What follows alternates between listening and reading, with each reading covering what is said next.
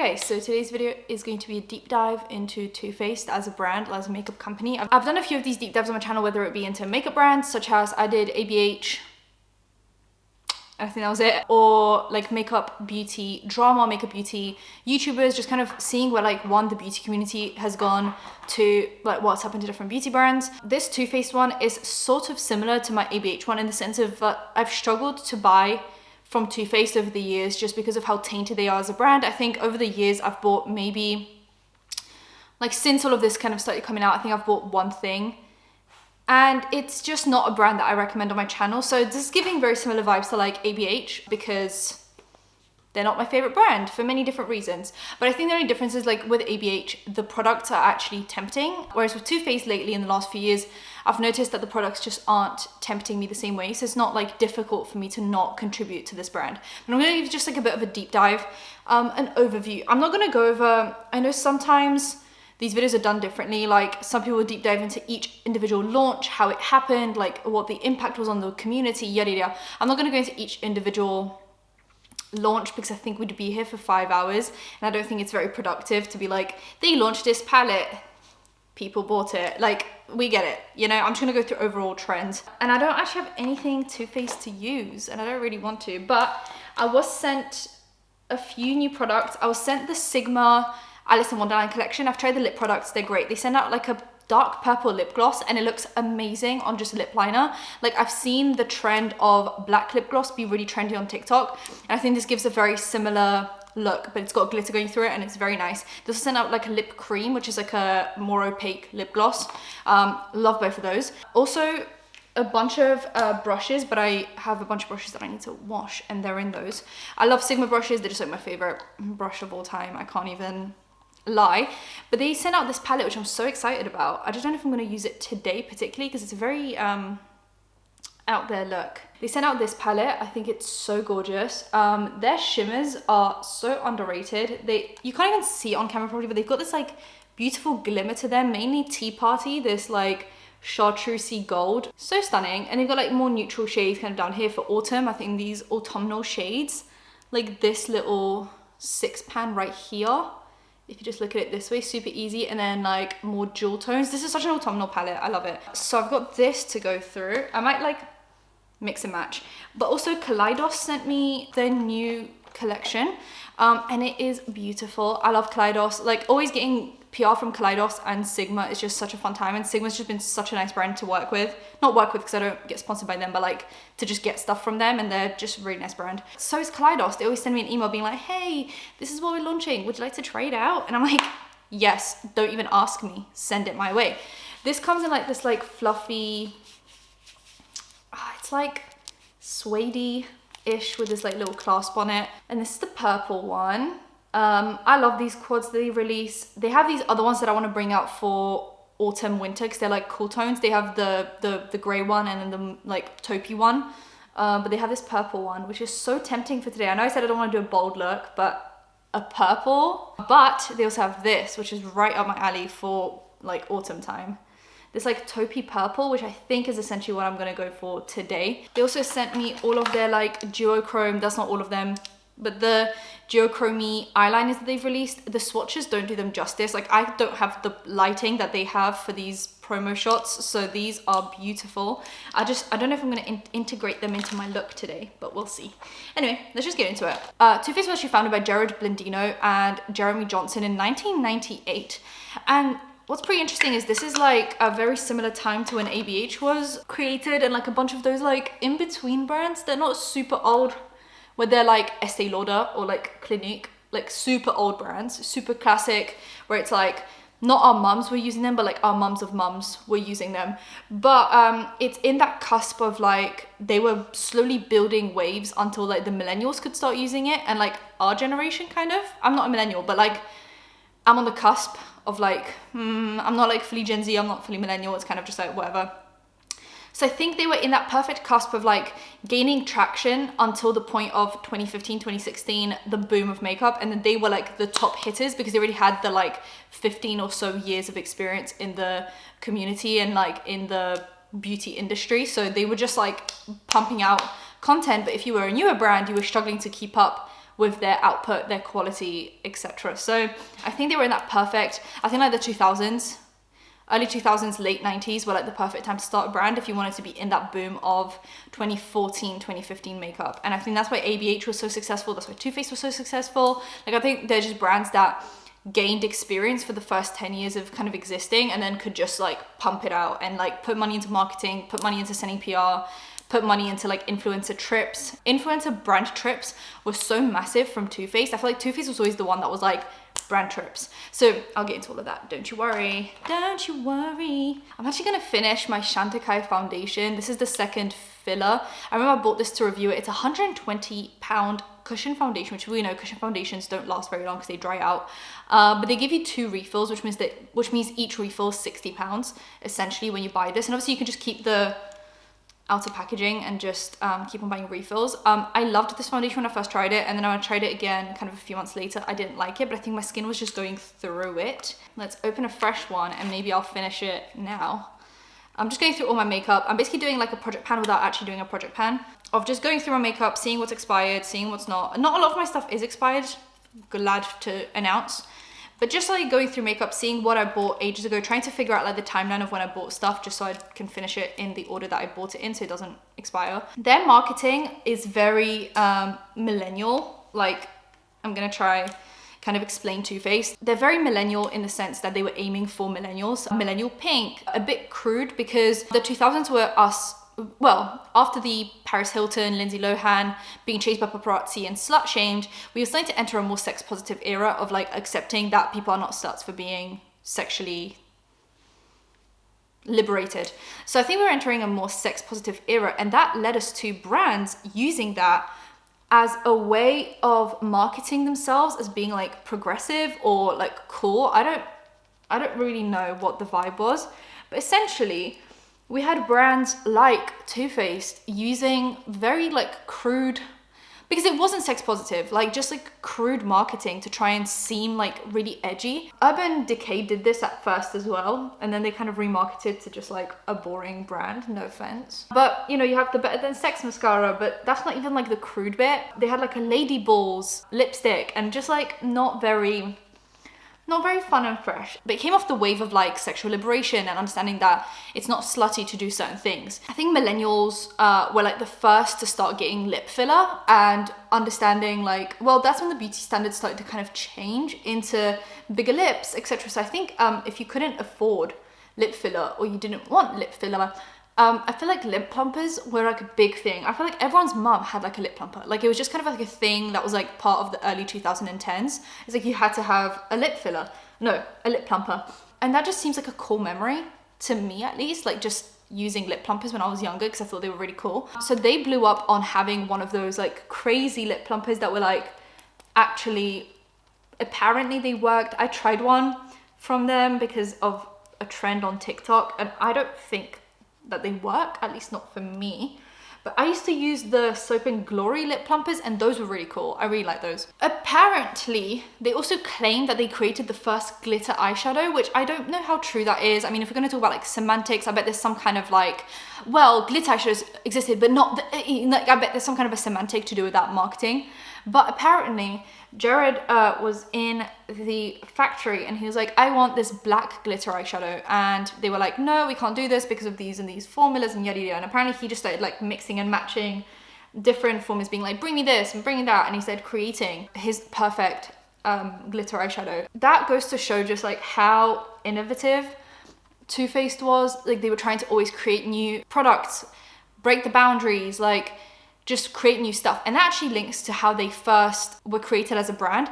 Jared Blandino actually worked at an Estee Lauder beauty counter in the 90s, and apparently he was also like a working MUA at the time, and he would basically take products like at Estee Lauder and mix and match them. So he'd mix multiple different foundations and different concealers and put stuff in like pots and bring it to his customers and be like, this is what I created because like this foundation doesn't do this, but this foundation does this, and then, you know, vice versa. And he would basically create like his perfect beauty product by just mixing and matching stuff that already existed, which just once again goes to show that he was very into innovation and just creating new things, creating things that haven't been created yet, and that people in the beauty community kind of need, right? Even if they don't know that they need them, which is very interesting because in 2016 the brand Too Faced was actually bought out by Estee Lauder for $1.45 billion. So it's a full circle moment, and Jared Blendino actually got very emotional about the fact that it feels like a full circle moment, and a lot of people criticized Too Faced for being bought out by Estee Lauder, but he said that to him it was where he wanted to see his brand, and he is glad that he was able to sell it to Estee Lauder because it is that full circle moment of, if he didn't work at Estee Lauder, who says that he would have created Too Faced, right? So let's just go back to their beginnings. They said that they wanted to create makeup that was innovative, new, outside of the box, which then weirdly transferred to like gimmicky, cutesy, borderline childish, but crude at the same time. I want to kind of put up a few pictures for you guys of just like, not innovation, but just like weirdly childish on one side of things and then weirdly crude on the other side of things. And look, I'm not a prude. I understand sex. I'm not like a wait until marriage kind of a girly. But I think there is a difference between being sex positive and just being crude.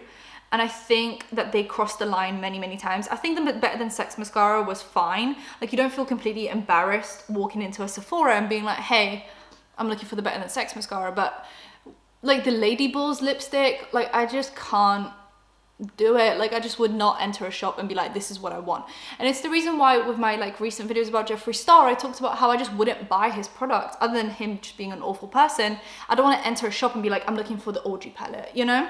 Like I think there is a line between sex positive and crude that's just been crossed by some of these brands because they're trying to one up each other in the marketing scheme. So I think Too Faced went from innovation and high quality, high-end products to crude, gimmicky, but like childish and low quality. During 2014 to 2016, we're going to fast forward a little bit. That's when the craze of makeup started, and it's what I talked about with Kylie Cosmetics, it's what I talked about with ABH. That was really the time when PR, brand trips, makeup collecting was a thing. I don't think anyone's ever collected makeup before the way our generation has. Like we had 10 foundations, you know, 20 lipsticks and 5,000 eyeshadow palettes. And I don't think that's what makeup was about kind of before 2014. It was just a more functional thing of like, oh, I have one lipstick that I really like and I have one eyeshadow palette that I really enjoy, and that is it. Like I don't have a bunch of different makeup, but it was all marketing. It was really just how it was marketed to us as like a thing that like, you need this. This is the new collection that you need. And we all fell for it. A big part of that marketing were influencers and them showing us their big collections, their PR boxes, their hauls. And it really became a thing of like, I don't think there was a bigger community in like the 2014 to 2016 era than beauty. I think they were actually the highest earning, but it was very difficult to prove how much money they made because it wasn't all about the views. It was about the commission links. It was about, you know, getting that PR and the brand trips and the sponsors, but the sponsorships were undisclosed. So they were never really on like Forbes lists, but I think they were making more money than the Jake Pauls and the Logan Pauls, but it was all very quiet, hush hush, because at the time, a lot of sponsorships and things were undisclosed. So this was really at the like height of Too Faced. That's when they were really pumping out the collections and things were really amping up for them with every single launch. And looking back on it, the launches were very mediocre, like I think, but at the time they were very revolutionary. So it's interesting to kind of see what was revolutionary back then versus now. I think now nothing could really shock us, but I don't know if you guys remember when everyone was raving about, you know, the Better Than Sex mascara, which now I think is just like a very average mascara. It really looks like a product of its time. The millennial pink packaging, the brush like wand thing on it, the formula was quite thick. Like I just think the whole thing is quite like of that time. Then we had the chocolate palette, which everyone raved about, from like the Zoellas to literally the Laura Lees to everyone was raving about this palette, and it's literally just a bronzy eyeshadow palette with in a metal tin. Like I never fell for the Too Faced craze. I'm not like trying to be better than everyone else, but I'm like, it just wasn't something that was on my radar the way that like ABH was. They obviously hit the jackpot with the chocolate palettes, and they started making all the other variations of it, you know, the white chocolate palette, etc., and they all smelt like chocolate. And that was obviously after the hype of the chocolate bronzer, which Jared actually said is because he went and got like a spa treatment once, and they were using like different scented products, and he was just in love with the whole experience.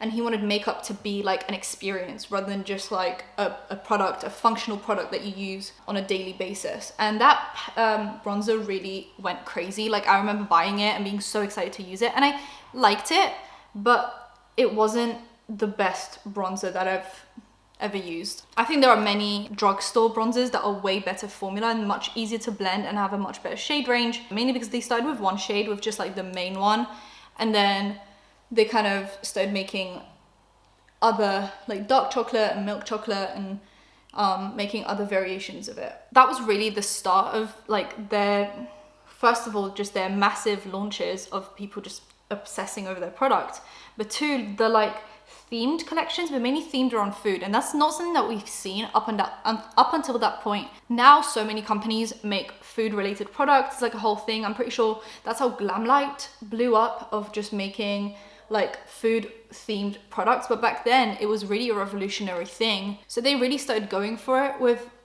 in that regard, of just making chocolate products, peach products. I don't know if you guys remember when the peach collection was announced, the queues online and in store for the peach collection, and it kept on like selling out and people were crashing on the servers, and it was absolute insanity. And it was literally just a few very basic products that were cutely themed and smelled like peaches, and that was really it. Like there was really nothing to it that was super revolutionary, but it was, like it clearly was. So I just remember the hype on the internet of like Too Faced just creating these collections, these food related products, these scented products that were not that popular before then. Mainly for adults. Like I think children makeup was scented, but like no adult makeup had that experience. At this point, they were sending massive PR boxes to influencers, and that's when we kind of fell for the hype of like, oh my god, these PR boxes, like I want to live that life and I want to get these PR boxes. And we were so just like blinded by like the glamour and the luxurious packaging that we didn't even think about like the effects on the environment, the effect on our bank accounts. Like we were just obsessed with buying makeup and filling our collections with different launches, and we didn't really think about like how insane it was that people were getting sent to like Hawaii for a mascara. Like I think that is so crazy to me now, and it just doesn't really happen that much anymore. I haven't heard of many brand trips, and when I do hear about a brand trip, everyone's just like, are those still happening? Like that's so lame. What, you're sending influencers on an island to sit on a yacht all day to then post a few Snapchats or Instagram stories with a mascara, and like how is that great marketing to us? But back then we all wanted to be the Laura Lees, the Manya Mues going to Hawaii with, you know, to promote mascara. But now I think people are a little bit more kind of conscious of good and bad marketing, and now when I see someone on a brand trip, I'm not thinking, oh my god, like I need to have this mascara because then I'll feel like these people. I'm just like, if I like the mascara, I'll buy it. Like if the effects look good, I always just look at like swatches and I'm like, does this look good? Does this look like something that I will enjoy? Yes or no? I don't care if it's being sent out in PR. I don't care if people are going on brand trips. But back then it was just like, it was a different time, you know? It was just a very different time. YouTube also back then was at the height of its like gimmickiness. Gimmickness. Like if you were just a regular consumer of makeup, this wasn't like your story. But if you were a watcher of beauty content on YouTube, you were just obsessed with like the gimmicky stuff, because that's how you got the attention. You know, if you were a makeup brand that created gimmicky makeup to send in PR, you were more likely to be shown in a video because it was different than just like a regular mascara or regular eyeshadow palette. So sending scented things, sending things in oddly shaped packaging, weird colors, you know, that sending people on brand trips. Like I just think the whole thing made it that you were more likely to be included in a YouTuber's video than if you had just sent a regular product. And I think that's really where that gimmicky, and that's really where that like gimmicky product influence came from. So Too Faced really was just going headfirst into making gimmicky, weirdly cute, odd looking makeup because they were more likely to be shown. But I think there was a moment kind of 2019 onwards where people were just like, this is odd, this isn't functional, I'm spending money on weird packaging where the product inside is quite mediocre because most of the money and the thought process went into the outside packaging and the marketing, but not the actual quality of the product. I just want functional makeup. People are also scaling down their makeup collections, and I think that's where Too Faced was like, uh-oh, what do we do? I think another issue is they never really changed from that like millennial packaging, and I think millennials are not rolling the like online makeup game anymore. It's really Gen Z coming in, and like the trends are very different now, and they just haven't adapted. I think the only product recently that they really adapted with was creating like a brow gel for the like fuzzy fluffy brow trend, and that's really all they've done. They haven't like created any kind of no makeup looks, any clean makeup looks. They haven't really gone into like the cream product trend because that's just not them. They are gimmicky, they are glam, they are a full face of makeup kind of brand, but they're not you know, they're not a clean girl kind of look. I think that's just not who they are. So it was very difficult, I think, for Too Faced to reach that new demographic. And I think what has actually saved them, which is what people criticized them for years back, was the Estee Lauder takeover. I think the moment they were put into a Sephora, they ensured that they would be bought by customers more regularly. Customers that don't watch the beauty community, customers that don't care about what the new trends are, they don't care about the clean girl aesthetic. They want to walk into a Sephora, buy a mascara, buy an eyebrow pencil or an eyebrow, you know, gel, and leave Sephora. So I think being taken over by Estee Lauder and then going into Sephora was honestly a great thing for them, because now, regardless if they're following makeup trends or not, they're in every major shop and they're not having to follow the trends because people are still buying their foundations, their concealers, their powders, their mascaras, you know, all of the stuff that is like basic makeup for the average makeup wearer. Kaleidos also sent me an eyeshadow primer, which is supposed to be a tone activator. Makeup colors pop, prevents creasing, prevents smudging, and water resistant. I think in 2022, the like collecting makeup and gimmicky stuff just doesn't count anymore, mainly with like the clean girl aesthetic and like all of that stuff. It just doesn't really work the same way. So I think Too Faced is really struggling to find footing. The only time I've ever seen them on TikTok is with the lip plumpers, and that was such a quick, like, people use them and then people just forgot about it. And like I said, recently they came out with that brow gel to create like a brow soap look, but other than that, I haven't really heard about them from YouTubers, from any influencers. I haven't really seen them on TikTok. I think there are brands that are popular on TikTok, brands that are not popular on TikTok, and they are definitely not. And you know, people can say, oh, TikTok's not important, but it is. It actually honestly is. Regardless of what we want to say, makeup on TikTok right now is booming, and that is really where people find all the trends. You know, the Good Apple foundation by KVD. Even Kylie is blowing up on TikTok more than other kind of forgotten brands, mainly because people are starting to find out about her like blushes and powder products and using those. And she's starting to post more on TikTok the way she used to post on Snapchat. So it's really causing her brand to kind of pick up a little bit. It's nothing crazy, but it's definitely helping her out. And I think it helps that she's like a person, whereas Too Faced is just like a brand. So it's difficult to have that same marketing tactic because it just doesn't apply. Oh, this primer is so nice. I can already tell because the way that the eyeshadow is sticking to it. Oh my God. I love it also because it's not clear. I was scared that it was going to be a clear primer, but it's not. Oh, that looks beautiful. Let's go over a few of their products that were like hyped, and let's talk about kind of why they're not hyped anymore. Other than, you know, the obvious of what we just discussed. So I think their chocolate bronzer was a massive hit. I think the Better Than Sex mascara was a massive hit for what it was at the time. Now I think you can just find very cheap drugstore mascaras, like L'Oreal does really good ones, Maybelline, Essence, CoverGirl, like you can find amazing mascaras that aren't, you know, almost £20. You can just find them for like 10. All of their Christmas collections were a massive hit, and even I'm being tempted lately, and I used to get tempted as well because I would see all these YouTubers once again unbox their Too Faced Christmas collections and show all the beautiful like gingerbread packaging. But then it started getting repetitive because there's only really so much marketing that you can do around Christmas without doing like a movie collab or some kind of branded like franchise collab.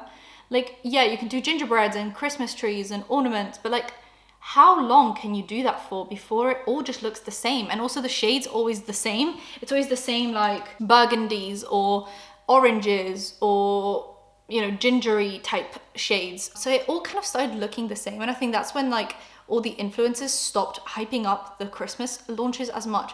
There was another scandal, and I think this was one of their first kind of, like, I can think of this as being one of their scandals, was the fact that their Christmas collections were worse quality than their average products. So all the products that they would kind of create throughout the year were actually really good quality. Like, you know, there's some personal preference. Like the bronzer wasn't for me, but it was fine. But the products were good quality. You know, their eyeshadows were good quality, and it was all really nice.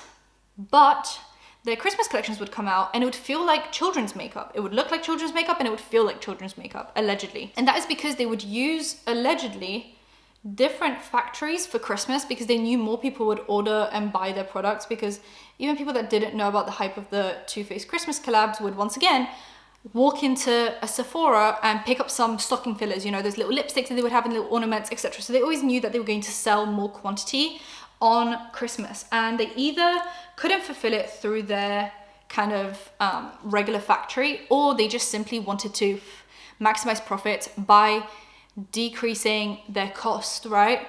So they would allegedly go through a different factory that was cheaper and manufacture their products for Christmas through a cheaper factory, and that's why it was always worse quality. Now obviously this is a theory, it's not like confirmed, but it does kind of line up. You know, you'd want to maximize profits because Christmas time is a, you know, wild time for makeup. So it would just make sense that they would try and maximize profits around Christmas time.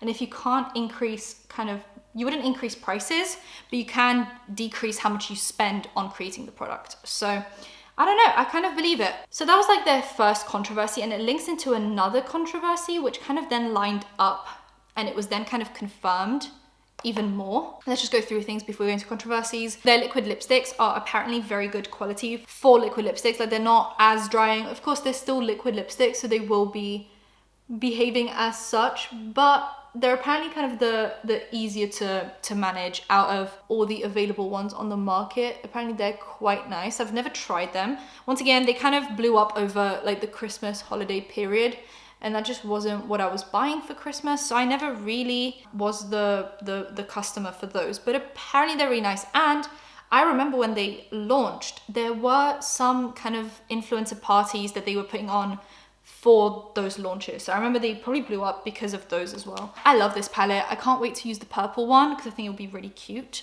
but I love the way this looks. Then we had the plumper glosses, like I said, the peach collection, any of the chocolate collections, the Born This Way line with the foundation, the concealer, and the powder. That was really just like a boom. It was a great shade range. The foundation and concealer gave like natural glam vibes, like soft glam, which was coming in around the like 2016 period. The natural nudes palette, which is the one that I have, and then the natural eyeshadow palette, which is kind of like an updated version of the original one that they came out with, which was one of their like bestsellers at the time that made them blow up. So controversy. Let's understand why kind of their controversies happened.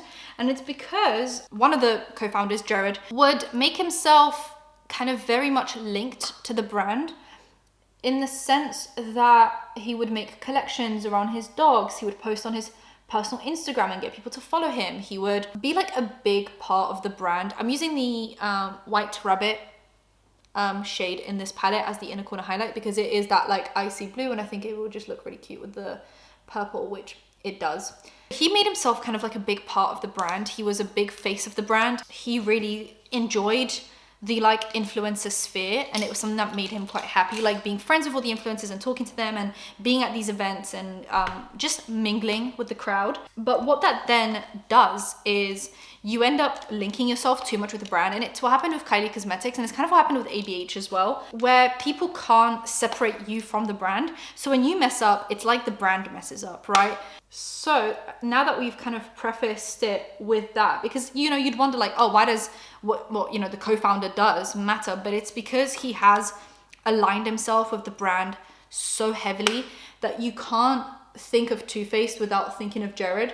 And it's mainly him. I think Jeremy wasn't as public, like he was just the co-founder, but he wasn't as like, you know, like he wasn't really, you could tell he wasn't like into it as much as Jared was into like the social scene and being kind of seen as the founder of Too Faced. Too Faced did a collab with Nikki Tutorials, which was the Power of Makeup, and it was a whole collection, but let's just focus on the face and eye palette, which Nikki was super proud of. You know, Nikki was known for doing the wild eyeshadow looks and always having, you know, really amazing makeup. And when she announced that she was doing an eyeshadow palette with Too Faced, people were so excited because they expected like really top quality, you know, by mixing someone who's really into eyeshadow with Too Faced, they really expected high quality, which Nikki said it was. So she announces her makeup and it goes on launch, and people start posting their reviews and they are not looking good. Like, people are trying to be nice because it is a influencer product. Other influencers didn't want to trash it,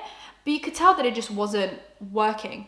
She then, a bit after kind of this happened, let's fast forward, talked about how all of this went down, and she believes that they created a formula for her that she was trying and approving, and then because they knew that the volume that they were going to sell was so high, and doesn't that sound reminiscent of their Christmas collections? It seems to be something that they do. Like, this just seems to be something that has been going around as a theory for a while with Too Faced, is when they know that they're going to get a high volume of sales, they just lower the quality so that they can increase their profit margins. So she claims that she tried a completely different product to what they then launched to the public, and it really affected her like public image and reputation, and they didn't think about how this would affect her. They just kind of cared about maximizing profits. Another thing is, this was actually exposed by, you know, Nikki herself, but mainly it was exposed by Jeffree Star in the second Shane Dawson documentary that they did, that Nikki was paid $50,000 for this collab, which seems like a lot of money, and it is a lot of money, but not when you think about the fact that they made $10 million from that collab, and they destroyed her reputation, that she had to rebuild herself in the process. They made $10 million and they gave her $50,000, which is a very small percentage of money. And if you guys are wondering, the like industry standard for collabs is 20%-ish.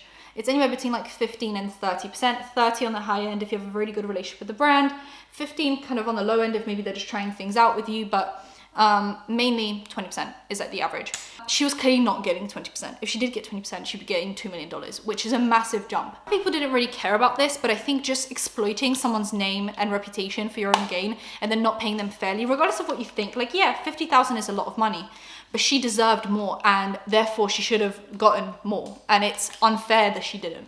That's just simply it. It's just unfair. Jeffree Star dragged them on Twitter when this happened, and then he dragged them in the series, and that was really it. So in 2020, Nikki Tutorials once again had some drama with Too Faced because she came out as transgender in this video. She got a lot of very good reception for it, obviously. She came out because she was being blackmailed by someone who felt like she was lying to everyone. That was the reason that they gave. Now let's jump to Jared Blandino's sister, Lisa Blandino, who worked for the company Too Faced as a sales and marketing assistant and worked there from basically the start. She worked there for about 20 years. So she, once Nikki Tutorials posted this video about coming out, she changed her bio on Instagram to transgender her. That's not the only thing she's been lying about. This links to obviously the palette drama because Too Faced claimed that Nikki Tutorials was lying about kind of the sales, the quality, etc. So now she's saying, oh, transgender her, that's not the only thing she's been lying about. The next day, Jared released a statement on Instagram distancing himself from the statement that Lisa made and basically had made her redundant. And she was let go from the company, which people still didn't really believe. They thought that she wasn't let go, but she was just publicly let go from the company. And she had been a menace before this. So this just seemed like a publicity, a PR, you know, move. Because there were actually issues between Lisa Blandino and Tati Westbrook. So Tati actually spoke about this on Twitter, and then she spoke about this in a video that she did about like brands that she will not be buying from, Too Faced being one of them, because apparently Lisa would go to different drama channels and would slander her on her Instagram stories and basically spread lies about Tati, anyone that would listen essentially. And Tati and her just weren't on good terms, and they even had a bit of a run-in at an event where Lisa was very mean to Tati. And that was that on that. So then after that drama, you know, everyone was like, Too Faced are trash, but they did fire Lisa and it kind of got swept under the rug quite a bit. So then we have the Rich Lives Matter situation. In 2018,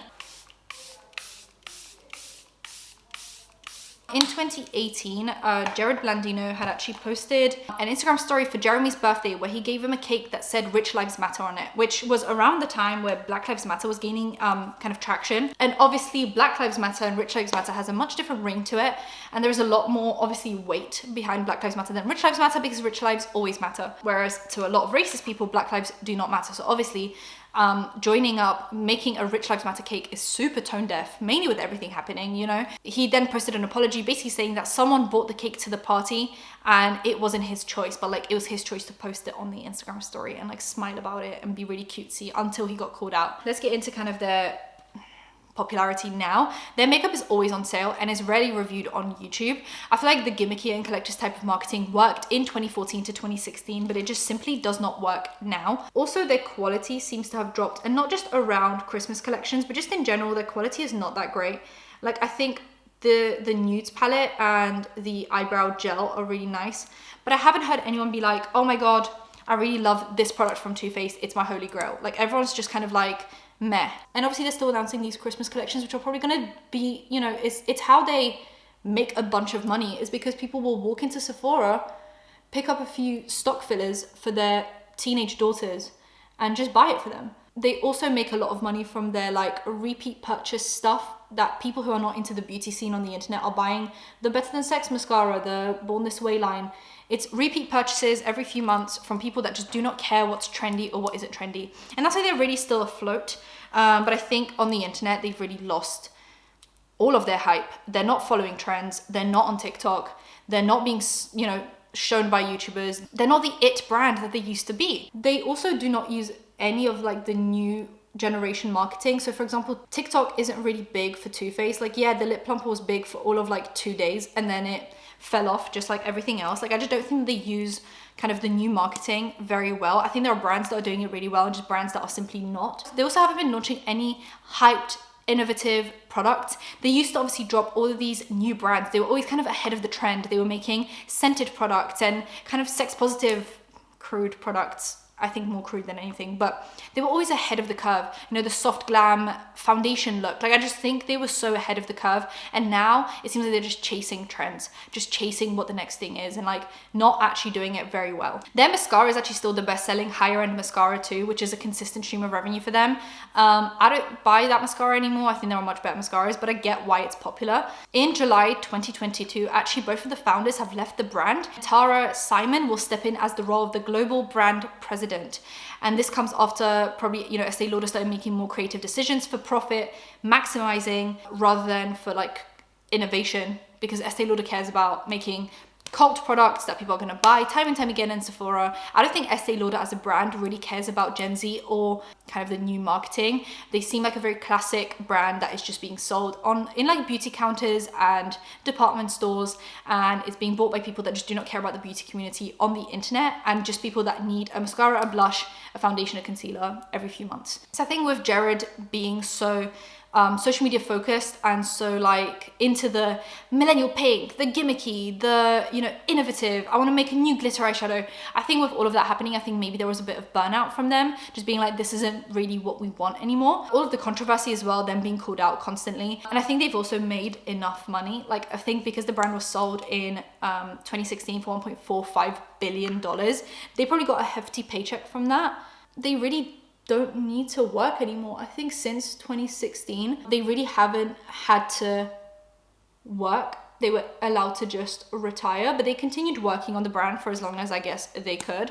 And now I think they're just looking for a peaceful life. That's kind of just what I see now. I think they just realize that they're able to retire, and with all the controversy and stuff, it just maybe doesn't seem worth the like stress anymore. And the brand just isn't doing as well kind of on social media. And like I said, Jared seems to really care about the social media presence. And I think because the brand isn't what it used to be on social media, that just isn't his thing anymore. And I think because it became a department store kind of brand, it's just not like fascinating to him anymore. That's kind of how I see Jared. I think, correct me if I'm wrong, that's just kind of how I see him. I think he just seems like the kind of person who just really liked the social media savviness that he was dealing with, and now that's kind of gone. it's not exciting anymore. I feel like what's quite interesting is they left this year, but I think a lot of trends that we're leaning into now are going back to 2016. People are so into the makeup. I think the clean girl aesthetic is out. The fluffy brows are almost out. I think people are starting to go back to, I'm starting to see more people be into matte makeup, powder products, a soft glam kind of look. I'm more into it lately. Like, look at me. I look like I'm more leaning towards kind of 2016 makeup now than 2022. I think the clean girl aesthetic is slowly on its way out trend-wise.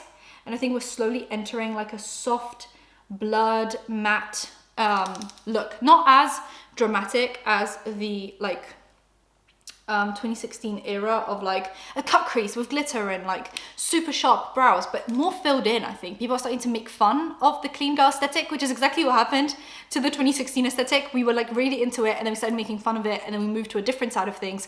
And now I'm starting to see people making fun of the clean girl aesthetic, which means that it's probably on its way out. Now we're going to do the complete opposite, which is the 2016 aesthetic, which I think is a really weird time for Jared and Jeremy to leave the brand, because it seems like now we're going back to kind of when Too Faced was really thriving on the internet.